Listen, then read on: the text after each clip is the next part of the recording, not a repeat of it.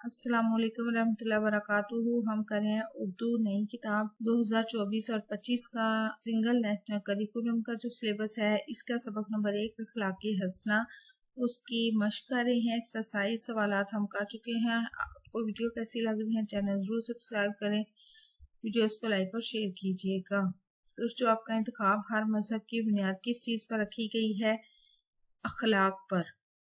दुनिया की खुशहाली और अमन व अमान का दारोमदार है अखलाकी तरक्की पर। अबू ज़र गफ़ारी रज़ी अल्लाह ताला अन्हु ने अपने भाई को मक्का मुकरमा भेजा ताकि वो नबी अकरम सल्लल्लाहु अलैहि वसल्लम की तालीमात को देखें। क़यामत के रोज़ सबसे वज़ी नेकी होगी अखलाक की। एक हदीस मुबारका के मुताबिक कामिल मोमिन बनने के लिए ज़रूरी है कि जो अपने लिए पसंद करे वही दूसरों के लिए भी पसंद करे। दर्जा झैल हरूफ की निशानदही करनी है। की हरूफ इजाफत है।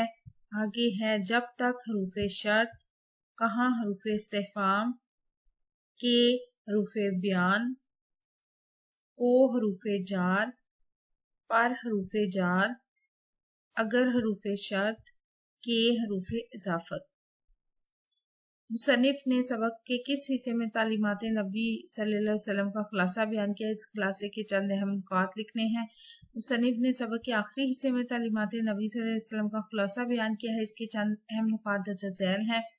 आप सल्लल्लाहु अलैहि वसल्लम ने फरमाया, इसमें बहुत से पॉइंट्स हैं, मैंने 5 शामिल किया, आप अपनी मर्जी से जितने मर्जी शामिल कर लें।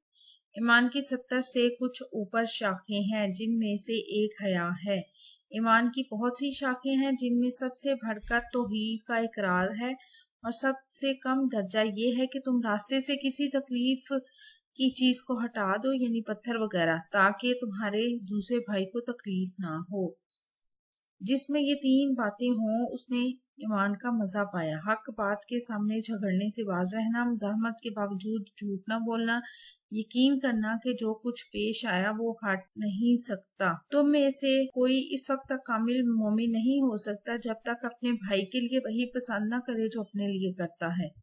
मुसलमान वो है जिसके हाथ और जुबान से मुसलमान सलामत रहें, और मोमिन वो है जिस पर लोग इतना भरोसा करें कि अपनी जानो माल उसकी अमानत में दे दें। वीडियो कैसी लग रही है, चैनल जरूर सब्सक्राइब करें, वीडियोस को लाइक और शेयर कीजिए, कमेंट करके बताएं मज़ीद कौन सी वीडियोस देखना चाहते हैं। अपना और अपने प्यारों का रखिए ढेर सारा ख्याल। अल्लाह हाफिज।